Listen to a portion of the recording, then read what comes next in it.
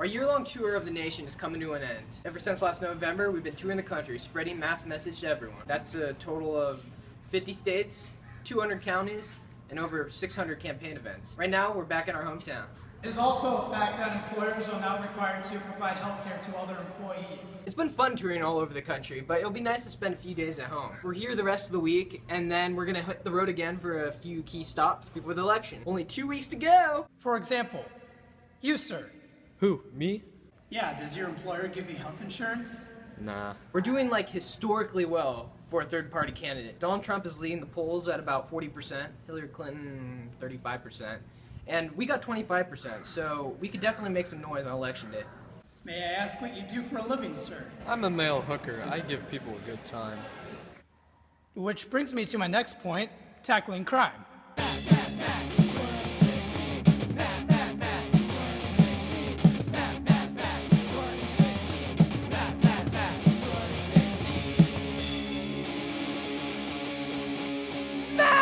What do you do?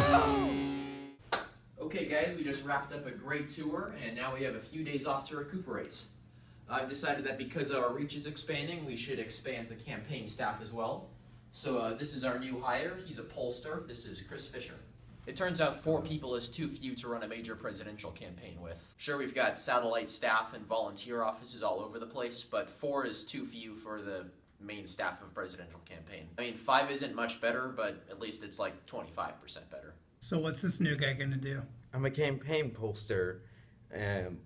We do opinion polls to gauge what people think and what their reactions are to Matt, and then we justify our approach to them. So he'll be working closely with Aaron, since Aaron's the communications director. I'll be looking forward to working with you, man. Yeah, whatever. I prefer to work alone on this sort of stuff. I'll send out a tweet on our campaign Twitter saying how we're happy to welcome this guy to the crew, but I won't mean it. So I know Aaron's the communications director and Matt's the candidate. But what's your job, Nick? I'm the campaign manager. I'm your boss. And what's my job again? You're the finance manager. Come on, Ryan, you forgot what your job is? You've worked with us for almost a year and a half now. I've been busy. I don't have time for remembering things. Like what your job is? Hey, so do you have the results on how the new Matt commercials tested? We're ready to release several new commercials about Matt. I worked really hard on these. So what we did was we put clips from several different campaign events, and I really think I gave Matt a good image. Yeah, I got the results on the spot. They scored terribly. What? I thought people loved them. What did people not like about them? They thought Matt's enthusiastic personality was off-putting and unpresidential. They thought Matt was unpresidential. We are running against Donald Trump, and they thought Matt was unpresidential. They also felt that he didn't have an authoritarian presence necessary to run office. Oh, okay, fine. But people liked his message and stuff. No. Not at all. In a focus group of me, this pollster scored terribly.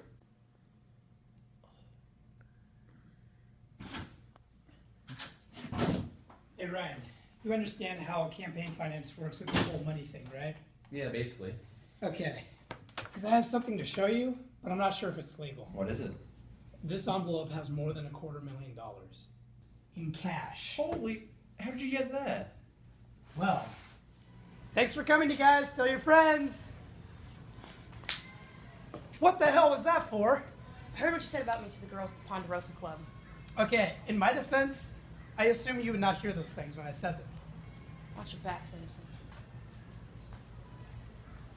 Damn. Great pal for sugar daddy, what do you do? I haven't been on the continent, and I just wanted to see what my favorite presidential candidate was doing. I'm doing good. I'm a little hungry, so I could use a snack, but I'm good. Glad to hear it, but how's the campaign doing financially? I've kept your super PACs well funded, but how's the campaign? I think we're doing fine. We're getting a bunch of donations for a while, but we don't need it. We need cash, but like, not really. Though, if you're here to write a check, I won't say no. Oh, but Matthew, my little dancing avocado. I couldn't possibly give you any more money. I've already donated the legal limit. Okay. But if you say the magic words, I could arrange a little something. Oh, please, please, great and powerful sugar daddy. Oh, my ears never tire of hearing of that sweet, sweet sound nectar. Here's $400,000.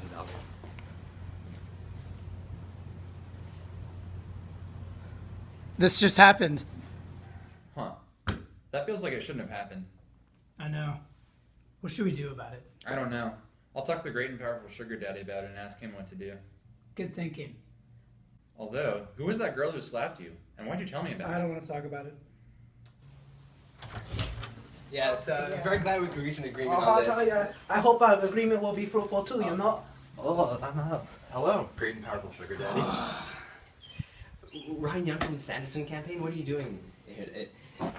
Just a business question. Who was that guy? Oh, just a well-placed friend of mine from China. We're discussing some high-profile CDO swaps. Simple financial stuff. Okay then. So I came here to ask. This $400,000 that you gave Matt the other day, we can't legally report that it came from you? Don't worry about it. It's reported as coming from smaller donations in minuscule increments. That sounds a lot like money laundering. I'm pretty sure it's illegal. Oh, but Ryan, my bearded grizzly. Don't worry about it. What Matt should be worried about, though, is spending all the money in the federal budget. He has to do that. Every last bit of it. F-16s, Social Security payouts, shit like that. I don't fucking know. Whatever expenditures he wants. And he shouldn't hold back. No need to worry about deficit spending. Let the next president deal with that, am I right? Okay, I'll pass that along. Spend money you don't have and say it came from somewhere else. Exactly. Now, I gotta go. I'm signed up for a goose hunting trip with some associates in the Japanese government. So, I'll see you around. There's definitely something suspicious going on here. I'll have to investigate. I'm about to call Hillary Clinton. I have some strategy stuff that we should both work out.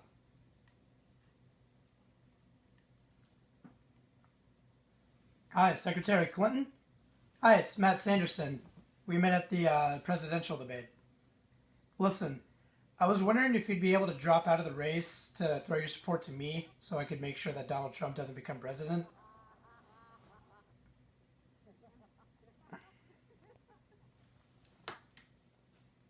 I heard laughter, then a pause, then more laughter.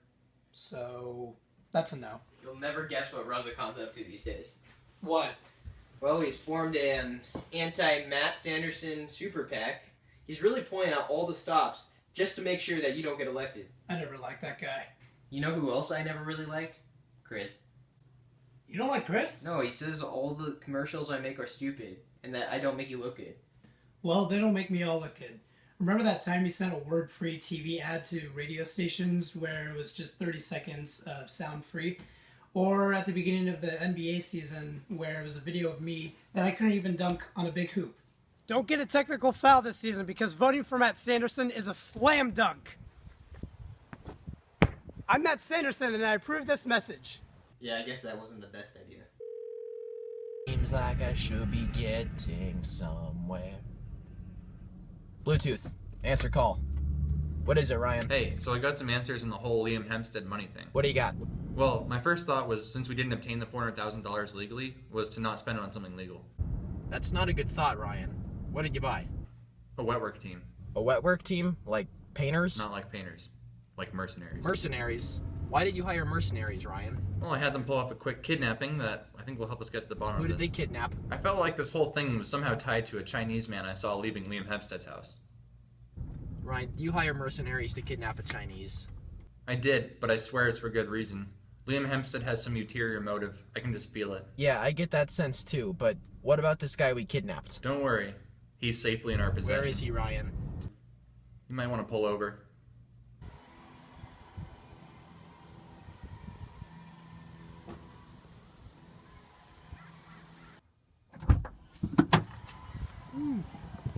Well, shit. This has international incident written all over it. Okay, I think I really did a better job on the advertisements this time. What did the focus groups think? They still hated them. What? How? I made sure these commercials were likable. I put puppies in them. The puppies actually did quite well with a 97% approval rating. Everything else was dismal. The color orange was 29%. Matt's haircut, 21%. His voice, 16%. And the background music poll, only 8%. Okay, these numbers sound weirdly specific and made up. Hey guys, I'm gonna need you to go take care of this business elsewhere. Ryan and I need the conference room right now. Not gonna happen. Polls show that only 31% of bosses storming in and demanding privacy. Shut up. I'll leave if you fire him. Fine. Chris, you're fired. Oh yeah! Woo! You're out of here. here, Chris. Aaron, that means you leave too. But Yeah, you still have your job, but just leave the room. Okay, I got it.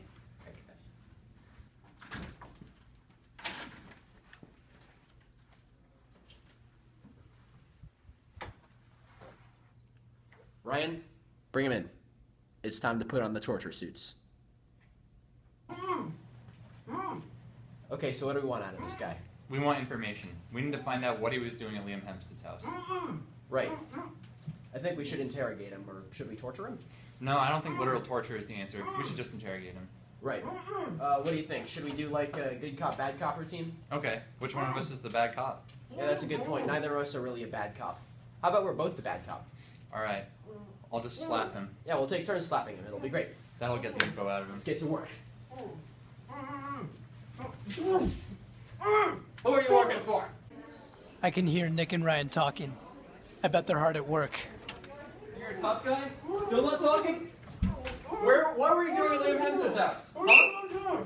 What the hell is going on? We're trying to get information out of this guy. Or we will, as soon as he cracks. He's a tough nut. We've been working on him for over an hour. Who is this guy and why? Well, he knows what Liam Hempstead's up to and why. We just need him to tell us.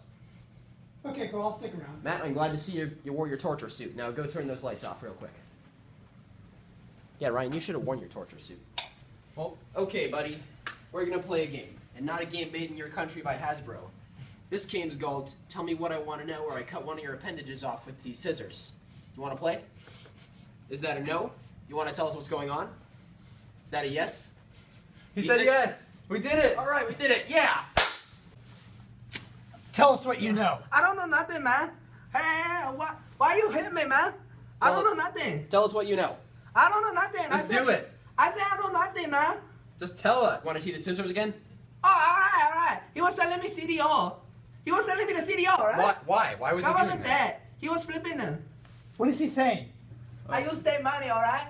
He didn't know about it. What was the state money for? Where was it going? I don't know, man. I was just using it because he said he helped my family, all right? My chest hurts, man. I need the help. Release me, please. What? Your chest hurts? My chest hurt.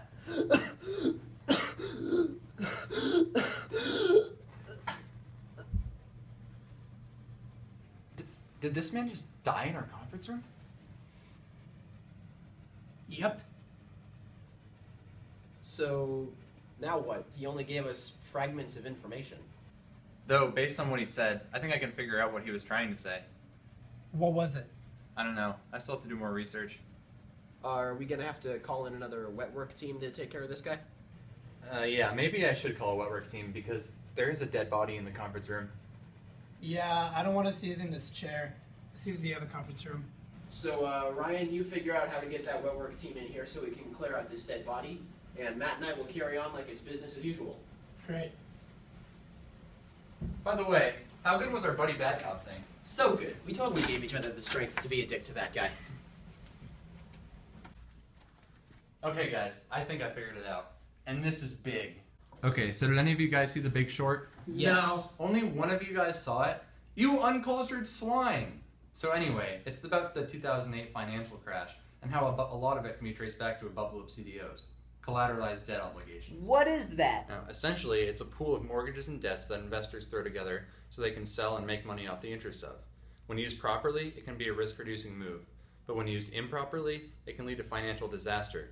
That's essentially what Liam Hempstead is doing here, but instead of making money off mortgage debt, he's using government debt. Go on. After a quick scan of last year's federal tax rolls, I was able to determine that 15 major investment banks sold treasury bonds, that's government debt, to Liam Hempstead at above face value. Not Liam Hempstead's investment bank, but Liam Hempstead, the private citizen. And at greater than face value, this means that he was willing to lose money on this deal. That is strange. Very strange. So now Liam Hempstead holds an ever-increasing percentage of the government debt. Now this only amounts to about 2.5%, but that's still hundreds of billions of dollars. And we couple this with our now deceased friend from China. I did a little background search on him. Turns out he's a very high-ranking bureaucrat from the Communist Party's finance department. Oh my god, we killed a member of a foreign government. But wait, there's more! After some pretty comprehensive Facebook stalking, I was able to determine that Liam Hempstead went goose hunting with several major Chinese bankers, as well as an equally high-ranking Japanese bureaucrat. That's representatives from 2 countries who own more than 20% of the national debt, colliding with one man who has made incredible strides to buy America's debt himself. So where's this going? Well, after even more extensive Facebook stalking, I was able to discover that several of the Chinese bankers very publicly hate America with a burning passion. These are rich men on the line who are willing to put money on the table to undermine our country. Why? I don't know. There are no good reasons to hate America, but they do. And the fact that our dead bureaucrat was becoming increasingly important to China's central economic planning means that he would soon have the power to do something about it. Well, then I guess it's good we killed this guy off. Though, what was in it for him if he had such a bright future? It turns out the Chinese guy's family was very rich upon his death. They had been rice farmers for generations, but 6 months before his death, they moved into an expensive mansion. This doesn't add up unless Liam Hempstead was compensating this guy's family in return for his help. His help with what exactly? Wake up, Matt! The plot. He said something about using state money. We can assume that this was for the purchase of CDOs filled with the government debt. And we have this one bureaucrat single-handedly adding to China's share of American debt ownership. He specifically said that the state did not know about these transactions. And he would soon be powerful enough to make China call in all that debt, which America would not be prepared for. Thereby bankrupting the United States and allowing China to repossess all government assets. Exactly. This would basically turn control of the world economy away from America. And Liam Hempstead is the man making it happen. Well, looks like I've been found out.